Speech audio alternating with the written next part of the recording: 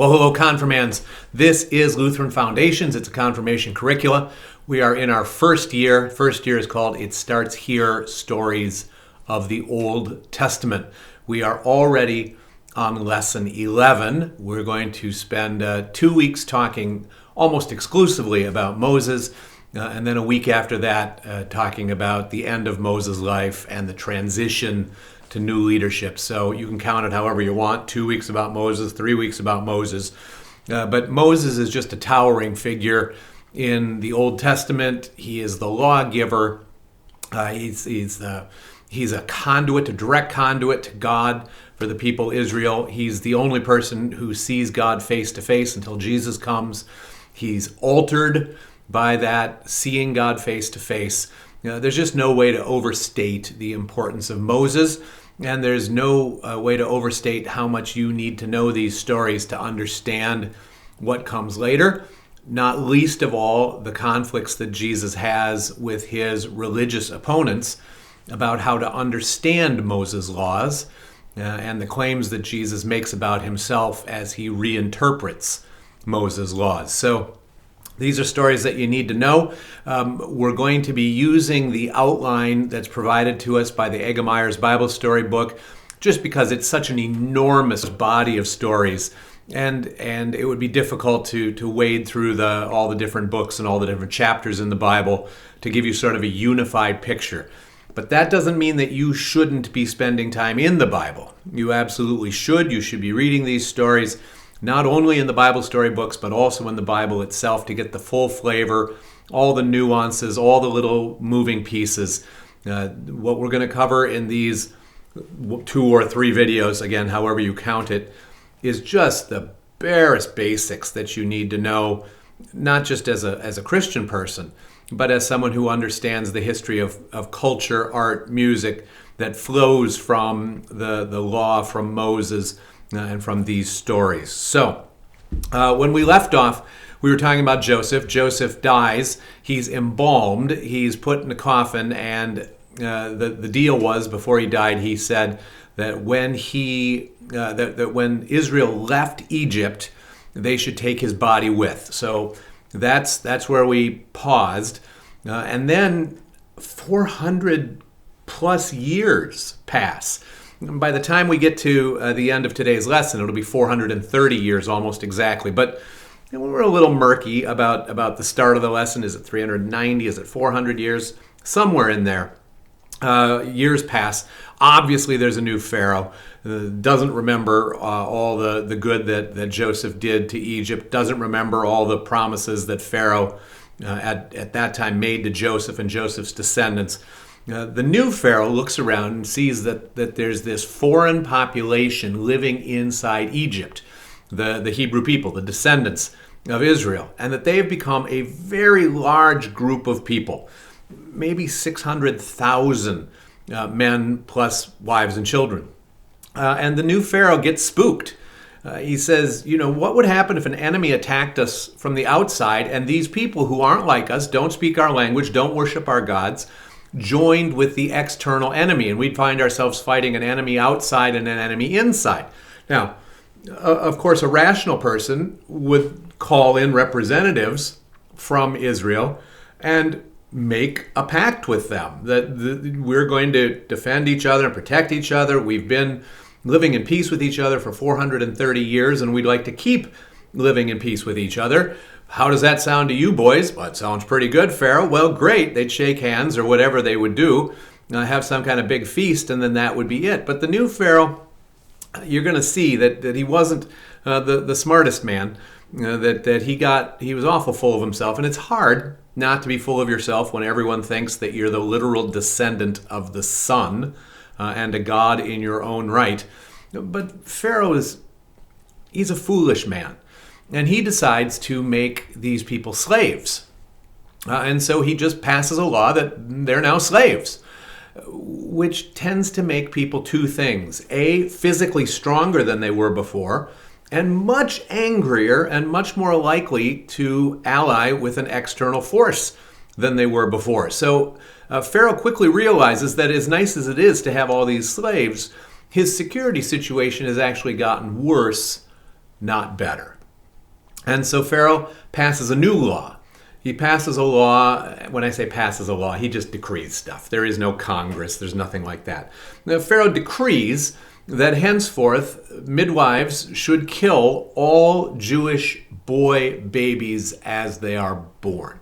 Let the girls live, but we're going to kill all the boy babies, and in a couple generations we won't have to worry about these difficult foreign people anymore. They'll just all be gone.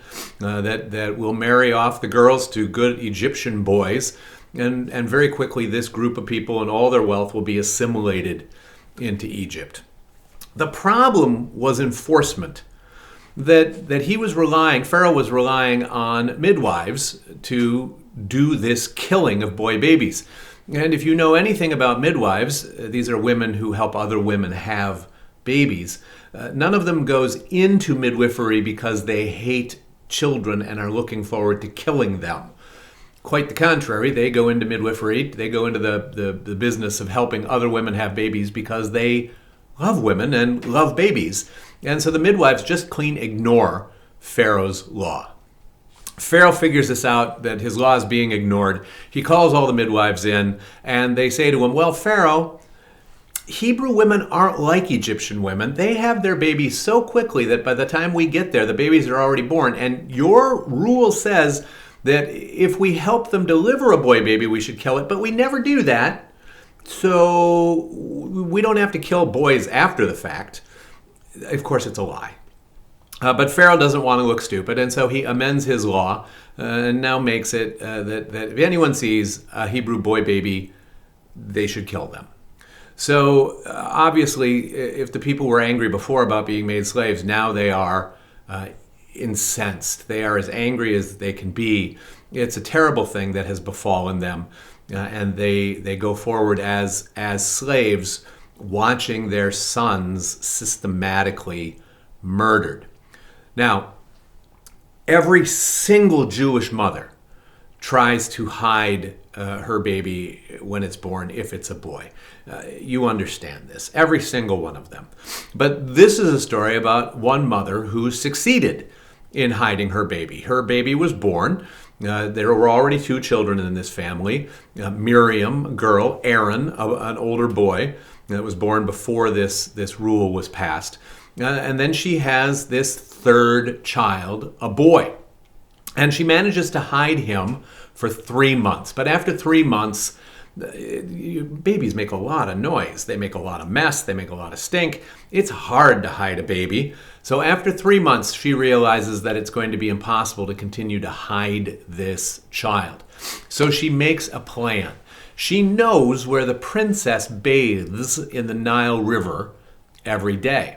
And so this woman gets some reeds. She weaves a basket. She coats the inside of the basket with pitch, sticky plant tar, to make it waterproof. She puts a blanket in it, puts the baby in it, and then waits until the princess and her group are coming down to the river to bathe. When the princess and her group are downstream, Mama pushes the basket out into the Nile River, and Miriam, older sister, plays along the shore.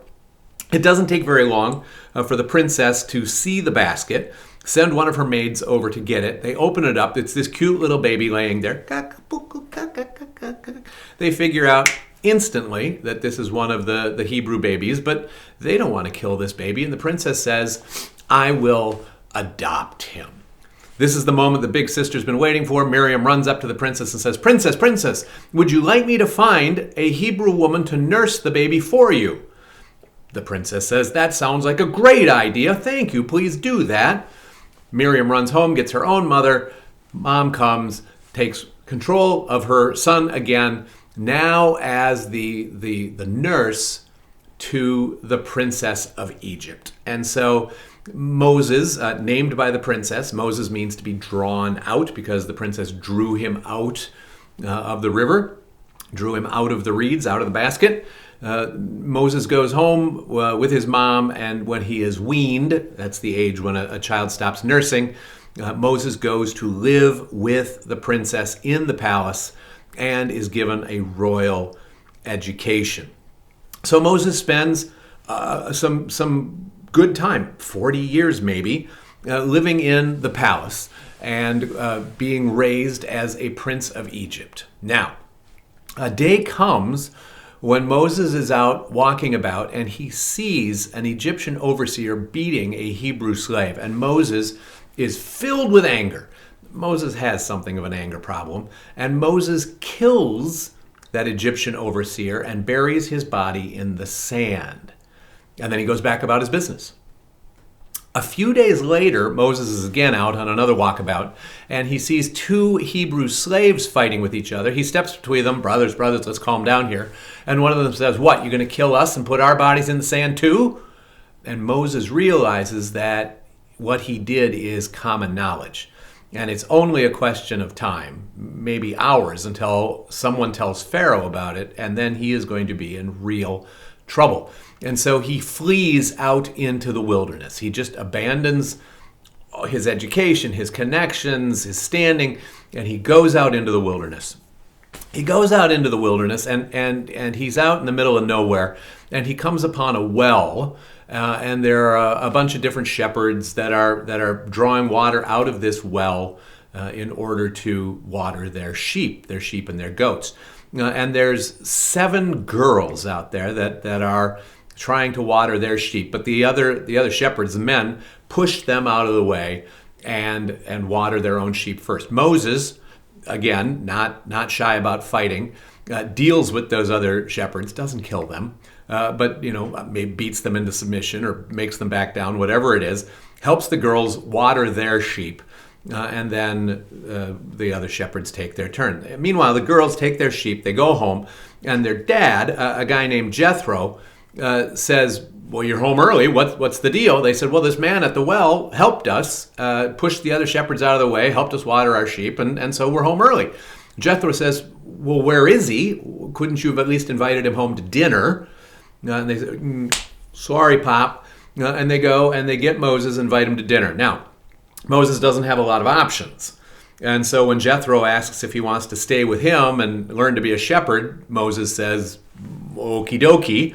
There's the added benefit that there's 7 young women there that don't have partners. And so very quickly Moses winds up married to one of them and taking care of Jethro's sheep and goats.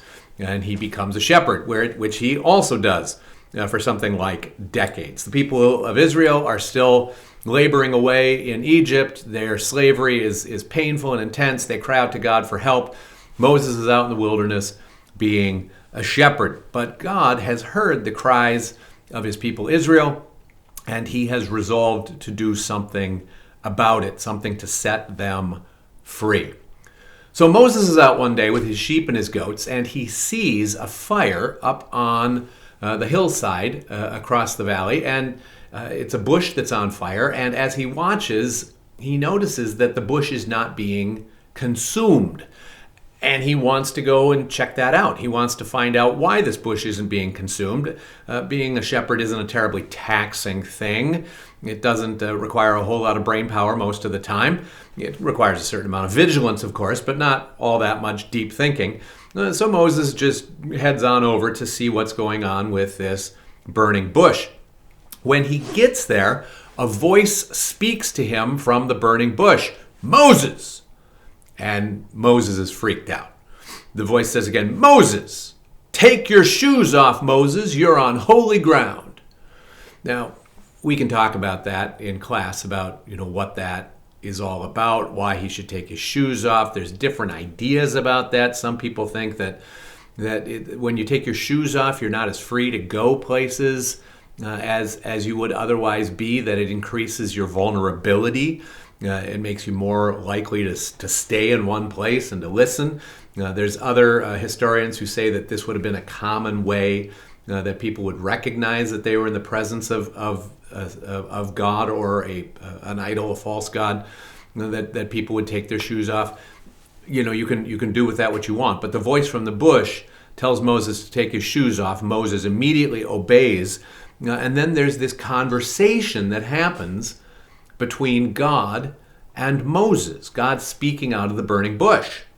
And God says to Moses, I've listened to my people crying out for help in Egypt, and I'm going to send help. And Moses says, great idea, good job, God. And God says, good, I'm glad you agree, I'm sending you. And Moses says, no, I'm not going. I don't want to go. I got trouble in Egypt. Absolutely not. And God says, yeah, you are going. And Moses says, no, I am not going to go. And there's this back and forth thing that happens between God and Moses, this conversation where Moses is arguing there with God. Moses says, I'm not a very good speaker, and so I really don't want to go. And God says, I made your tongue and your mouth. You're going. Well, I don't want to. Okay, I'll send your brother Aaron to meet you, and he can do the talking, but you are going. Moses says, I don't want to go. They're going to ask me what your name is, and I don't even know your name. And God says, tell them my name is I am. It's a little more complicated that I am, and tense is weird in it. So it's I am that I am, I was what I was, I will be what I will be. It's all of those things kind of together. Shorten it up, I am. And Moses says, okay, great, and now I got your name, but they're still not going to believe me. And God says, what do you hold there in your hand, Moses? Moses said, a stick. It's a cool stick. I like my stick. God says, throw it on the ground. Moses throws it on the ground, turns into a snake, which is pretty cool. Moses looks at the snake. God says, pick it up. Moses is like, all right. Grabs the snake, turns back into his stick. Well, that's pretty cool. God says, show them that. They'll believe. Moses, they're not going to believe. God says, stick your hand into your shirt, Moses. So Moses sticks his hand in his shirt. God says, pull it out. It's leprous. It's a horrible skin disease that would get you kicked out of community, not just society, community. You couldn't be, you'd have to go live by yourself if you have this disease. Moses is freaked out about it. God says, stick your hand back in your shirt. This time Moses just obeys without thinking. God says, pull it out again. Oh, thank goodness. But I'm still not going to Egypt. God says, yeah, you are. And when you argue with your parents, there's that moment where mom or dad says, yeah, you are, and we're done with this talk. Moses gets there with God, and so finally Moses says, okay, I'll do it. And he goes and he tells Jethro, his father-in-law, that he's got to go to Egypt, and Moses says, or Jethro says, okay, and Moses heads toward Egypt. He meets Aaron on the way, and when they get to Egypt, God has Moses and Aaron meet with the leaders of the Hebrew people. They show him the snake trick. They show him the leprosy trick. Everybody's very impressed. Everybody's very excited that God's going to set them free. And Pharaoh, Moses and Aaron make an appointment to meet with Pharaoh. So it's the next day or the day after that. I forget, but they meet with Pharaoh down by the bank of the Nile River. And Moses says, hello, Pharaoh. And Pharaoh says, hello. And they introduce themselves. This is a different Pharaoh than the one that was there when Moses committed the murder. It's his son or nephew or a new Pharaoh anyway. And Moses says to Pharaoh, the God I worship, the God of the Hebrews, says that you should let all the slaves go 3 days' journey out into the wilderness to worship God. And Pharaoh says, no, ain't happening. Absolutely not. Forget it. And Moses says, well, God says that you have to. And Pharaoh says, no. And so Moses throws his stick on the ground and it turns into a snake. And Pharaoh says, magicians! And the royal magicians of Egypt come running, trotting out. Pharaoh says, snake. And the royal magicians are unimpressed. They throw their sticks on the ground and their sticks turn into snakes. Now, Moses' snake eats their snakes and then turns back into a stick, which is pretty cool. But Pharaoh is unimpressed. So God says to Moses, stick your staff out, stick your stick out over the Nile River. Moses does that and the entire river turns to blood. And all the fish start to die. All the creatures that live in the river start to die. Pharaoh looks at the magicians. The magicians take a pot of water, and they can turn that into blood too. But they can't turn a whole bunch of water into blood, and they can't undo what Moses has done. So it's not more than a couple days later where Pharaoh calls for Moses and says, can you do something about this? Moses says, are you going to let the people go? Pharaoh says, I'm really, really thinking about it.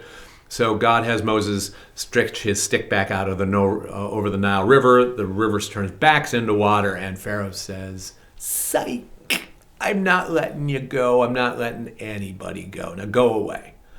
And then this back and forth thing starts between God working through Moses and Aaron and Pharaoh on the other side, where, every so often Moses and Aaron will show up and they'll talk to Pharaoh and they'll say, you going to let the people go yet? Pharaoh will say no.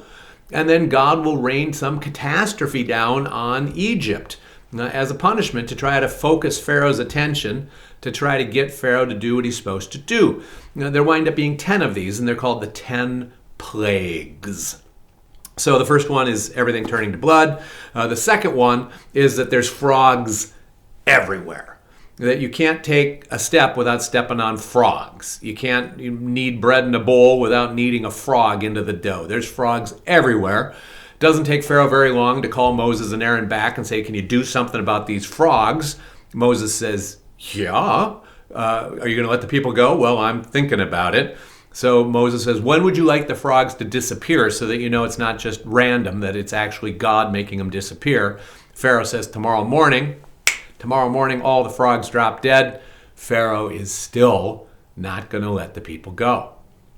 Third plague, gnats. That Aaron and Moses hit the dust of the earth with the stick, and the shimmery cloud of gnats comes blasting out of the ground and fills the air.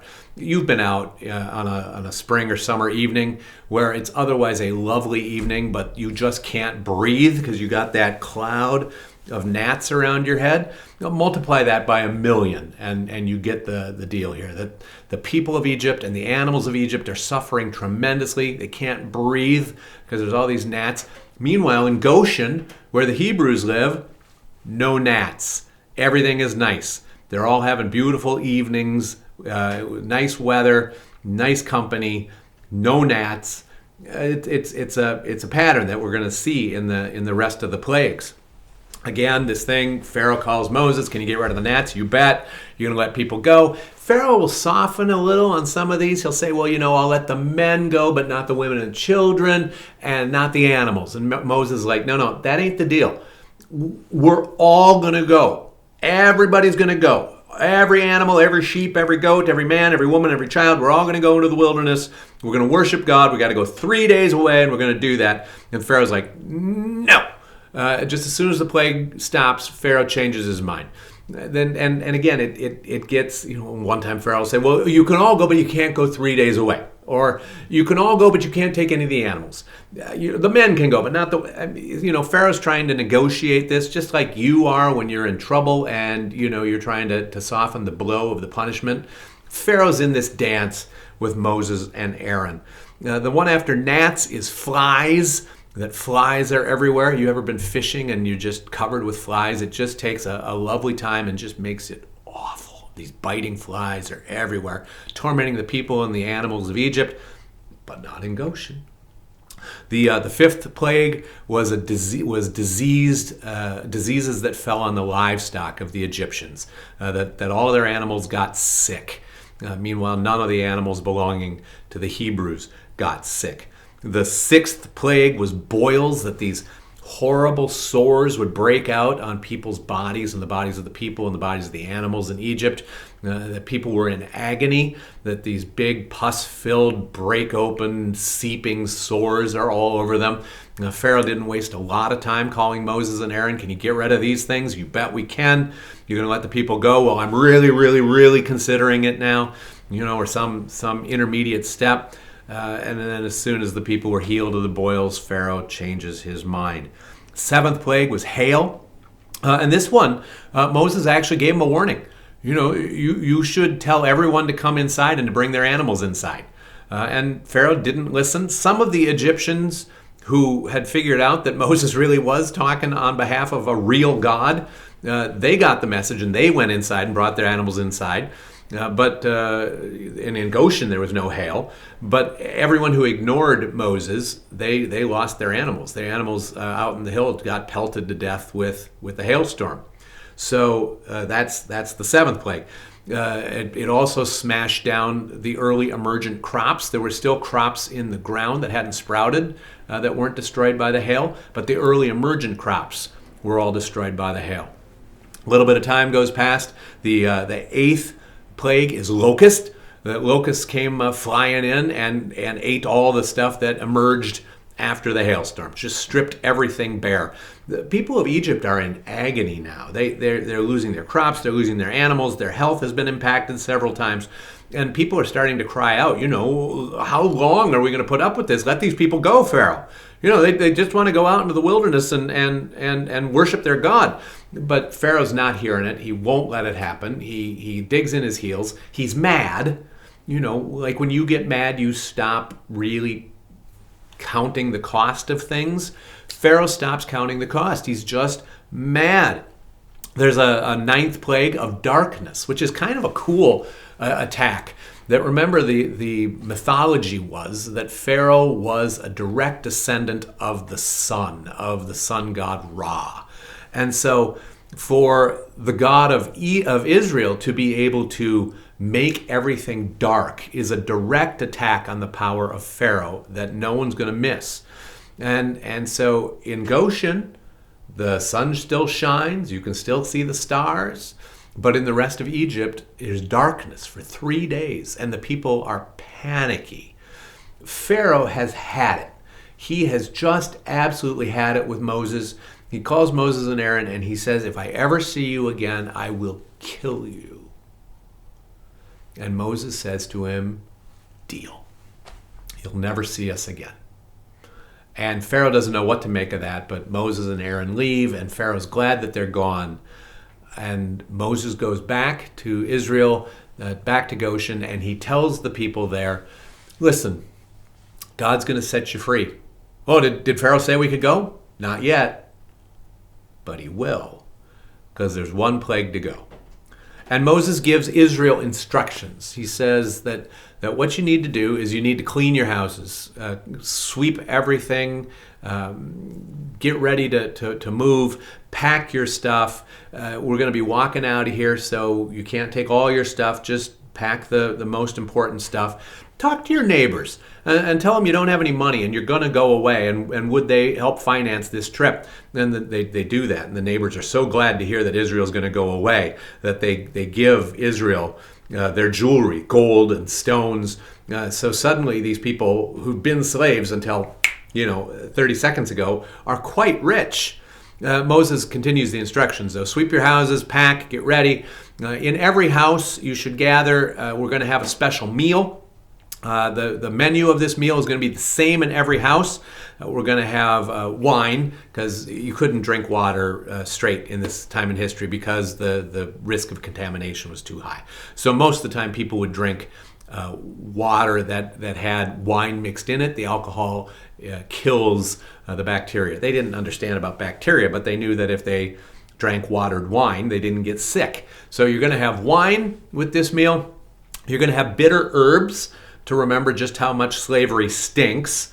There's going to be bread, but you don't have time to make normal bread and let it rise. So do unleavened bread, so no yeast in it. So it's more like crackers, right? Just flat bread. And then a lamb. Now here's the thing with the lamb. When you kill the lamb, cut its throat, catch the blood, and then paint the blood on the door of your house. This is a really important step. Don't forget about the blood on the door. And the people, of course, had questions. Why are we painting our doorposts and door frames with blood? And Moses said, well, you're going to be glad you did, because the 10th plague is coming tonight, and you'll be safe in a house if you've painted the door frame with blood. But if you don't, you will not be safe. And just trust me on this. Get this meal ready. Gather in groups. If you got single people around you, bring them into your group, and then be ready for when I give you the word, and we're going to go out of Egypt tonight. Well, that's pretty cool. What could possibly happen between now and tonight that would make Pharaoh change his mind? Well, here was the deal. God was going to drop the leash on the angel of death. And the angel of death was allowed to roam up and down Egypt, going into every house that wasn't protected with the blood of the lamb on the doorposts. He would go into every house and kill the firstborn son, whether that son was animal or human. So into every house and every barn, the angel of death would go. But when the angel of death got to a house that had the blood of the lamb on the doorpost, the angel would pass over that house, wouldn't go in, wouldn't kill anybody. So at midnight, the screaming starts. And Pharaoh rushes to the bed of his son, the crown prince of Egypt, and his son is dead too. But nowhere where there was blood painted on the doorposts or the door frame did the angel of death enter a house. The angel of death would pass over that house. Pharaoh sent a message to Moses and Aaron and to the Hebrews, get out right now. And so in the middle of the night, the Hebrew people and all their animals, wives, children, all the possessions that they'd gotten from the Egyptians go streaming out of Egypt and out into the wilderness. Now, when they went into the wilderness, they were led by the presence of God in the form of a cloud. Would go in front of them during the day, and at night it would be a pillar of fire. And they go out just a little ways into the wilderness, and they get to the Red Sea. And they can't go forward because there's this sea in their way. The cloud led them there, and then someone turns around and notices there's a cloud of dust behind them, and it doesn't take very long to figure out that cloud of dust is the Egyptian army, that Pharaoh has changed his mind, that it's bad enough to lose your son without also getting rid of 600,000 slaves. Pharaoh wants the slaves back, and he sent the army after them to bring them back. The cloud that's been in front of Israel goes up and over them and behind them. The people are crying out, Moses, why'd you bring us here to die? We're all going to die. Moses says, don't worry, God's gonna show you something. And meanwhile, Moses is saying to God, right? You're going to show him something? But this cloud goes between Israel and the Egyptian army. On the side of the Israelis, it's nice. On the side of the Egyptians, it's this total darkness. And the horses won't go into it. The soldiers won't go into it. It's too scary. It's too terrifying for them. God says to Moses, though, on the protected side of the cloud, stretch out your staff, your stick, over the Red Sea. Moses does that, and a wind comes that begins to separate the waters of the Red Sea. And the water of this sea separates and stands up in two solid quivering walls, and a path across the bottom of the sea comes into view. And this wind from God dries that path. And when it's dry, God says to Moses, lead the people across. So Israel goes down into this trough between the waters, into the Red Sea, and up on the other side. And when they get to the other side, the cloud lifts. The Egyptian army sees them. They go barreling down into the trough to catch them. And when they get into the middle of the Red Sea, they start having trouble. Their feet sink into the sand, and the horse's gear gets tangled, and the wheels start to come off chariots. And the Egyptian soldiers start saying, turn back, Israel's God is fighting for them. But God says to Moses, stretch out your staff again over the sea. Moses does, and the waters come crashing back into place and drown the Egyptian army entire in the bottom of the sea. So there's a party. Everyone on the Israeli side is awful happy. They don't have to worry about the Egyptian army chasing them anymore. The sea is back there as a natural defense. They can go wherever God tells them to go. They celebrate. Moses' sister Miriam makes up a song and sings a song and leads the women in singing this song, praising God and God's power and God's provision and God's grace. God says to Moses, they're going to forget what I've done. Moses says, there is no way that they're going to forget what you did here. God says, oh yeah, I've seen this before. They're real happy right now, but they're gonna forget. And Moses says, well, what should we do? And God says, I want you to give them a rule that we're gonna have this dinner that they had on the last night of Egypt. We're gonna have that every year. That people are gonna gather together. They're gonna eat the lamb and the bitter herbs and the wine and the unleavened bread.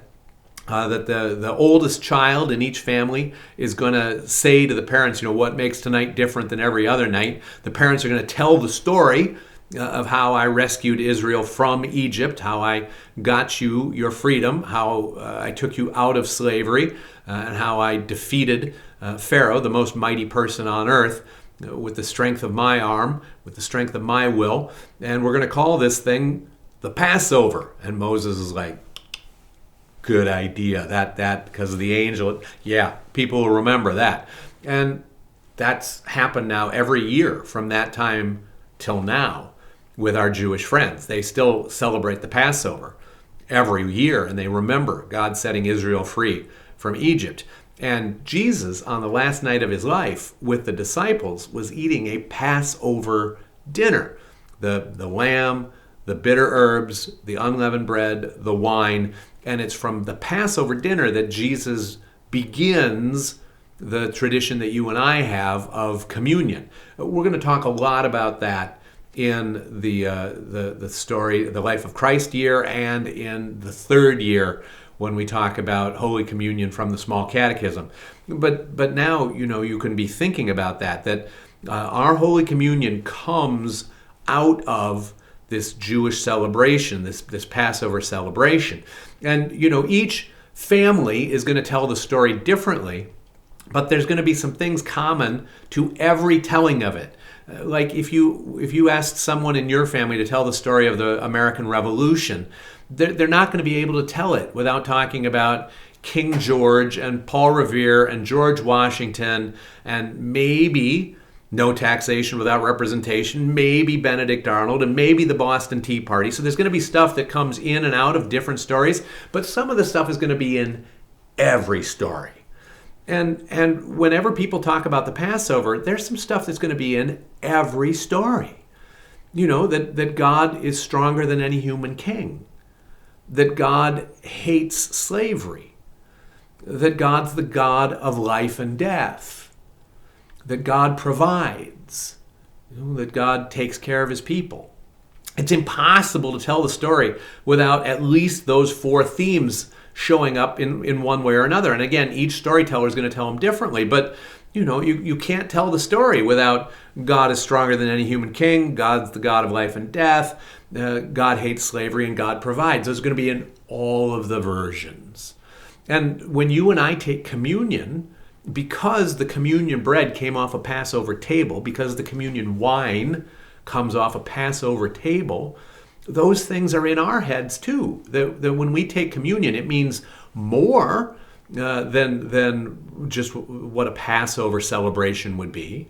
But when you take communion, you remember that God hates slavery and that God wants to set you free.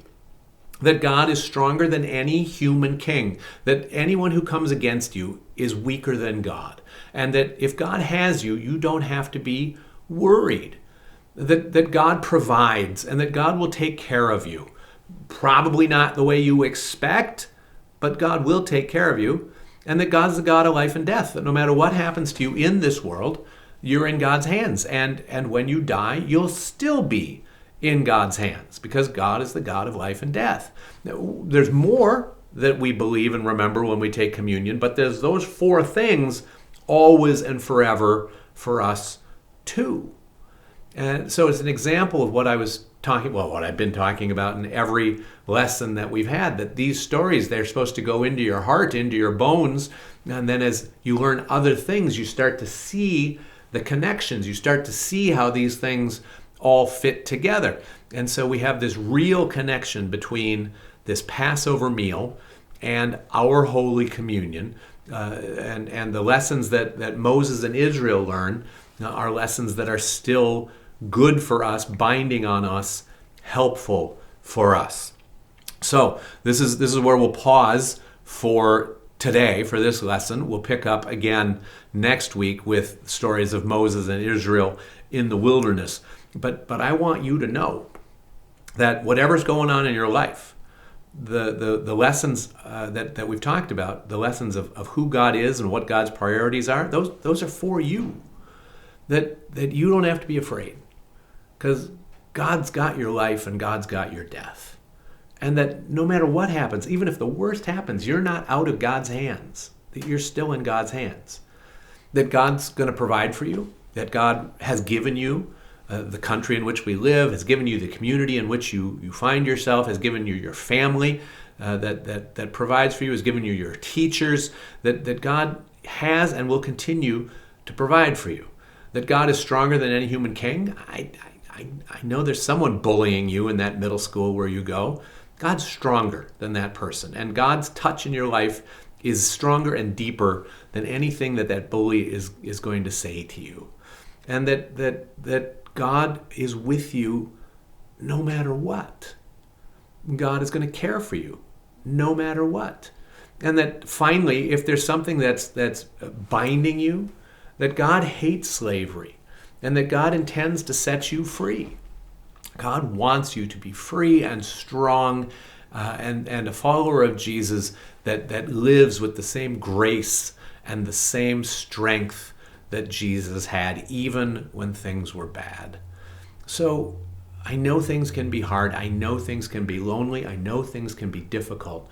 But you watch these stories about how God bested, without breaking a sweat, the most powerful leader and army in the world at that time. And you know that the God who was with you and claimed you in your baptism intends to care for you and to love you your whole life long. I'm really delighted to be able to have these conversations with you. I believe in you. I think that God is going to do something remarkable in your life. You hold on when things are hard, and you trust that God loves you and will always love you. You take care. I'll see you soon. Bye-bye.